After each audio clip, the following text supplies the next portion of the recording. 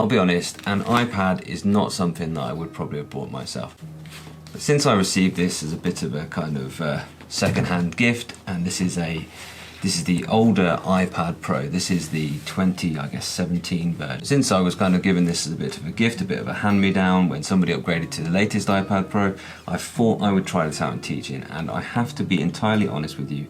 I think it's the best tablet that you can buy, I'll be honest with you. I do have an Android tablet, but I just think that the Apple Pencil is the best writing experience. And this is this first generation one, and I know it only gets better with the second generation one. But because I'm new to iPad, I don't really know my way around it all that well, and I really want to know your advice. So if you've been teaching for a long time with an iPad and you know what iPad apps to use, or if you're a student and you know what apps people use, or you know what apps are best for me to recommend to students, then can you tell me them in the comments below so I can try them all out? I'm really interested to get more out of my iPad. I know actually, I've come to recognise it's actually quite a powerful computer. It's a really nice form factor. It's a really nice thing that I can sort of have this on my desk and I can be maintaining eye contact with my class, and I can be broadcasting this to the screen as I make notes. So here in this video I've just got my first thoughts on my use of the iPad so far, and I've got a few difficulties, things that I'm not so sure, and I'd like to know your advice on how you get around those things as well. Okay, let's go into the content. Thought I'd give teaching with the iPad a go. This, if you're interested, this is called Blank Book. This is a free app. It's the simplest notebook that I could find for free. What I like about it is that it uses the ordinary Apple Notes set of writing instruments. So you've got a pen, highlighter, pencil, rubber. That's all you really need. You've got a ruler. So it's quite straightforward. It's very, very simple. And it's going to allow you just to make your ordinary class notes and treat this as your whiteboard in the classroom. Do you use an iPad for teaching? Let me know what apps you use so that I can try them out in this context. A couple of limitations. You probably see the whiteboard itself actually takes on the aspect ratio of the iPad, so you can't stretch it across the full screen. There is no way, as far as I can see, to make this an extended desktop, so actually just make the iPad power the screen and run it as a second screen. Also, the other limitation is this little adapter. This is the official Apple adapter, and they're very, very expensive. There are third-party adapters, but you need to power them for a start. You need to plug in the Lightning power cable at the same time. And also, they're a little bit gammy. They don't work straight out of the box. You have to allow them in the settings, whereas this does work straight out of the box. So I would recommend going for the official one, even though it's too expensive. I found this one on eBay. It was first-hand. Somebody was just selling it for a lower price. I do think that the Apple Pencil is the best, most accurate writing experience. Well, it might not be most accurate, but it's certainly the most enjoyable to write with.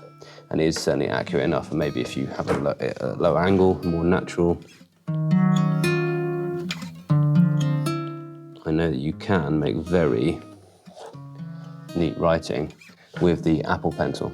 And this is the first generation Apple Pencil. This is the older iPad Pro. Lots of the new iPads actually still work with the Apple Pencil, so you don't have to spend money to get the iPad Pro. The latest Apple Pencil, I think, is even better than this. But this is pretty darn good. It just doesn't magnetically snap, and it's got the nuisance Lightning charger on the back. But 10 seconds of charging apparently buys this thing half an hour of actual use, which is pretty impressive. So if you're ever in a bind finding that it's not charged, as I was today, then you just plug it straight into the Lightning port there, 10 seconds later, and it will run for half an hour. So actually this is a really good device. I must admit, begrudgingly, because I am not the biggest fan of Apple products, this is a really nice writing experience. I know that many people actually use something called Air Server, which is an app that you can install on a computer, and you can, as long as they're on the same wireless network, you can broadcast the screen to your computer.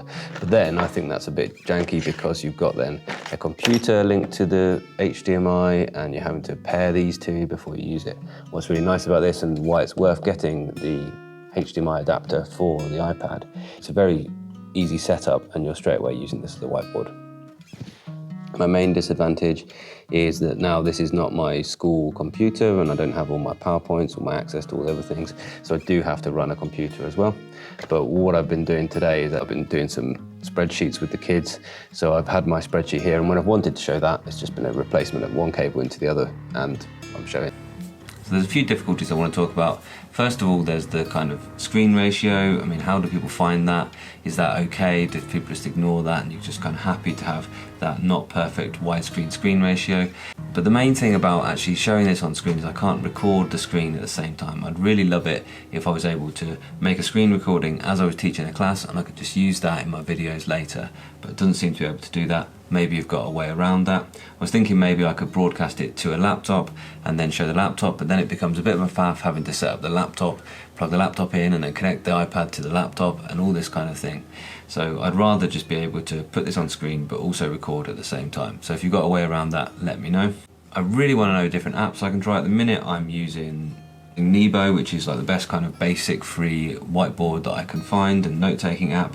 What are your favourite note-taking apps, please? I'd like to try a few more. But also I'm really wondering, how do you integrate the Apple into your existing school ecosystem? Most schools will be giving a Windows PC to their teachers. How are you actually integrating using an iPad along with all your existing school tech? So for example, you can't get all your PowerPoints on here. Is there a way that you actually integrate what you do and what you share as a department? Is there a way that you actually get that onto your iPad and use your iPad integrated with all those things? Okay, let me know in the comments what you think as well.